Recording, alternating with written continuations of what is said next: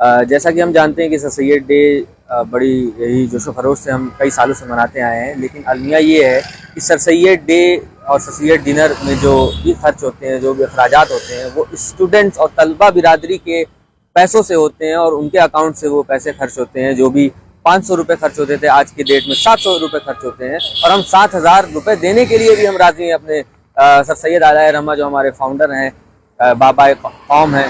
ہم ان کے لیے 7000 روپے دینے کے لیے بھی تیار ہیں۔ لیکن ہم یہ سوال یہ پوچھنا چاہتے ہیں کہ ہمارے جو اساتذہ کرام ہیں، ہمارے جو بڑے بڑے عہدیداران ہیں، جو بڑے بڑے محلات میں رہتے ہیں، جن کی پینشنز بھی آتی ہیں، جن کی لاکھوں میں سیلریز ہیں، جو یونیورسٹی کے خرچے پہ اپنی گاڑیوں میں پیٹرول ڈلوا کے چلتے ہیں، ان کے اکاؤنٹ میں سے یا ان کی جیب میں سے سر سید ڈے کے لیے کتنے روپے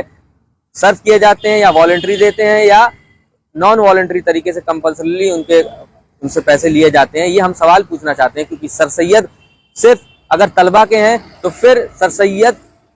ڈے کے دن طلبہ برادری کے پیسوں پہ اساتذہ کرام اور ان کے گیسٹ اور ان کے گھر والے اور باقی بڑے بڑے عہدیداران کس منہ سے آ کر کے وہ گوشت کا لوتھڑا جو ہے وہ نوچ کر کے کھاتے ہیں۔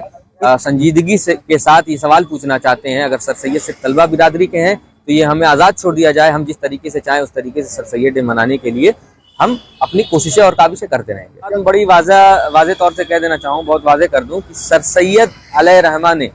خود اس بات سے اعتراض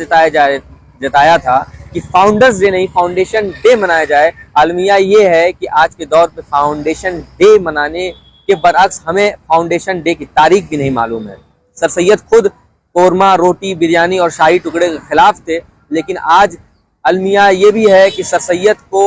محض ایک ٹریڈیشن اور روٹی اور بوٹی اور نوالے اور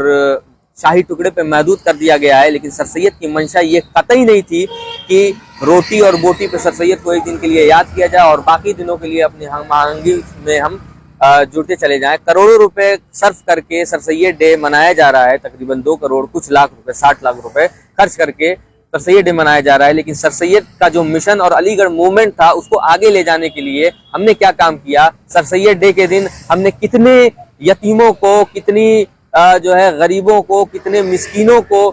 جو ہے ان کی زندگی کے لیے، ان کی تعلیم کے لیے ہم نے کام کیا، ان کو فری ایجوکیشن دینے پہ کام کیا۔ کوئی سلائی بنائی کا سینٹر ہم نے کھولا مسلم عورتوں کے لیے، یا ہم نے کوئی کمپیوٹر سینٹر کھول دیا۔ ہم یہ جو سر سید کا مشن ہے، سر سید کا جو موومنٹ علی گڑھ موومنٹ ہے، اس کو ہم نے ریسٹرکٹ کرنے کا کام کیا ہے صرف قورمہ، مٹن، بریانی اور دیگر چیزوں پہ۔ 47-48 تک جو ہے وہ 27 مارچ